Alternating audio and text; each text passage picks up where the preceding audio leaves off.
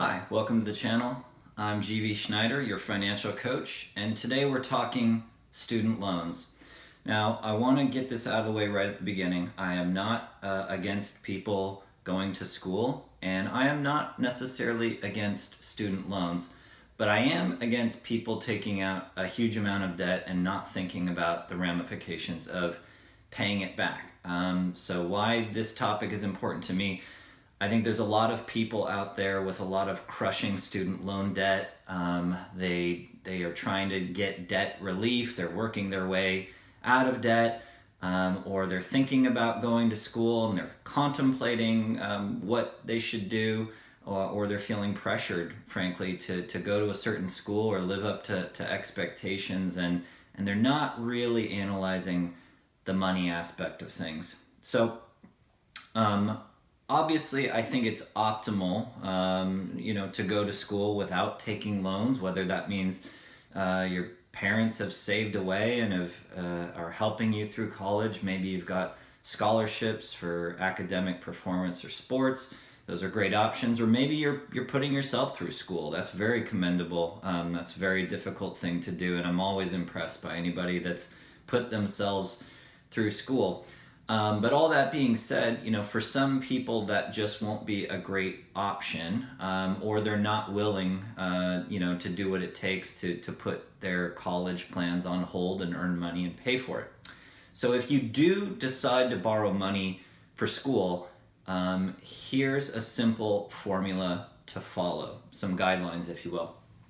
All right, my suggestion is that you do not take out more in student loans over the course of your pursuing your degree than 1 year of the expected salary you would obtain after getting your degree. So an example of this might be someone pursuing some kind of computer engineering degree, and maybe a starting salary for them would be $80,000. What I'm saying is that you should not borrow more than $80,000 then to go get your degree. So you have to think about what job you're going to get after school, and use that to inform your choice about maybe either what degree you're pursuing, where you're going to school, what kind of school you're going to. So a reverse example might be, if you're going to school and you take a fine arts kind of degree, but then end up working, for $30,000, but you paid $60,000 for your fine arts degree, that would be a bad example. You would have violated the guideline. And so why I think this is really a great guideline for people is that if you limit how much you're spending, you can pay your loan back in a reasonable amount of time, meaning faster than the minimum payments. And, I think it's will help push people away from taking out massive loans that they hope to one day pay back but don't really have a great plan for.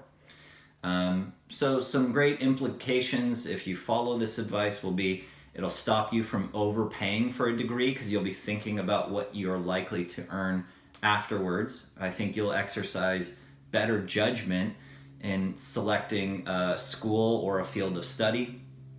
And ultimately, this leads to better long-term planning.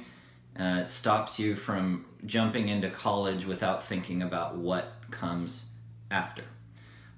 So again, I'm not against college or loans, but you need to apply some good logical thinking before you commit yourself to some very serious amounts of money. So what do you think of this proposal? Let me know your thoughts in the comments below. Do you think loans should be capped? Is this something that the government should do? Looking forward to reading your comments.